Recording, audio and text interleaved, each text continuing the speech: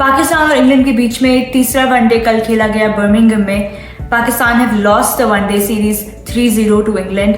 कल के मैच में जो सबसे कंफ्यूजिंग बात लगी इनिशियली वो ये थी कि कोई चेंजेस नहीं किए गए प्लेइंग 11 में।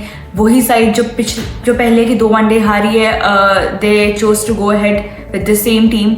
हम ये एक्सपेक्ट कर रहे थे कि maybe we will see some kind of shuffle, maybe Usman Qadir will get a chance, maybe Hasnain will get a chance ahead of Haris Rauf और इवन फ़हीम अशरफ। लेकिन कोई चेंजेस नहीं किए गए फ्रॉम मिसबाह हक। और इससे ये शो होता है कि कितना रिजिड अप्रोच थी, कितनी डिफेंसिव अप्रोच थी पाकिस्तान मैनेजमेंट की, कि एक ऐसा वनडे जिसकी सिग्निफिकेंस इतनी नहीं है beyond those 10 points which I agree बहुत इंपॉर्टेंट है and every team is expected to put forward their best combination.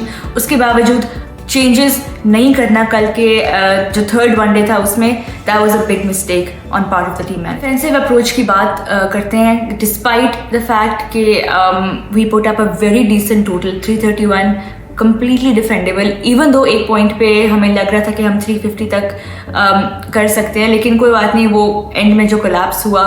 nonetheless 331 was a decent total और उस पॉइंट पे हमें लग रहा था कि पाकिस्तान आज 2-1 सीरीज जो है वो एंड करेगा। लेकिन जिस तरह से बॉलिंग में Pakistan completely lost control of what they were doing, एक दफ़ा फिर हमने देखा कि हमारा स्टार्ट अच्छा था बॉलिंग में, लेकिन उसके बाद मिडिल ओवर्स में again we lost control. Babar Azam did not seem to know what he was doing. Babar Azam the batsman has been fantastic, especially कल के मैच में। That was one of his best innings in one day internationals.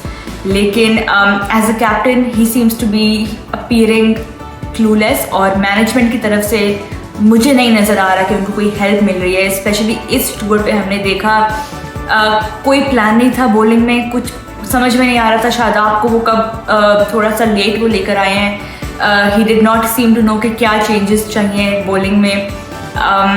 Team selection की बात चलें, बाद की बात है, बिकॉज उसमें और भी बहुत सारे लोग इन्वॉल्व होते हैं, लेकिन ग्राउंड में एक कैप्टन जो है उसके टैक्टिक्स क्या होते हैं वो नज़र आता है। ओडीआई सीरीज रैप अप हो गई है, T20 सीरीज पे फोकस करना ज़रूरी है। A lot of lessons from this one day series, लेकिन जो मेन टेक अवे है वो ये होना चाहिए कि खुदा के लिए थोड़ा सा अटैकिंग क्रिकेट खेलें।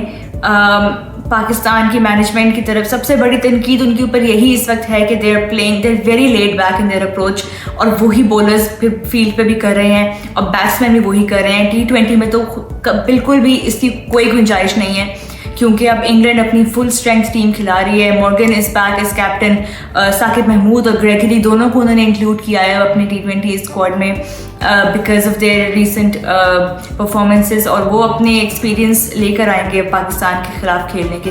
तो I think Pakistan really must pull up their socks and put forward an attacking approach.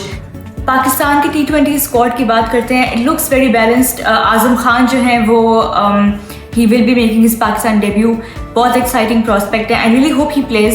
Apart from that Mohammad Hafeez हैं, इमाद वसीम हैं, तो we do have experience on our side as well, जो कि इंग्लैंड के एक्सपीरियंस को काउंटर करने के लिए बहुत काम आएगा।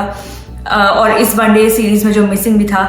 उसके अलावा आई थिंक जो भी प्लेयर्स पिक होते हैं फॉर द इनिशियल T20, जो भी प्लेयर्स पूरे सीरीज में खेलते हैं उनके लिए बहुत इंपॉर्टेंट है कि they should treat this T20 series as an audition for the world cup, क्योंकि ज़ाहिर है इससे हमें पता लगेगा ये सीरीज़ और आगे वेस्ट इंडीज़ की जो T20s हैं, they will be very important in helping Pakistan formulate और sketch out a plan for the world cup.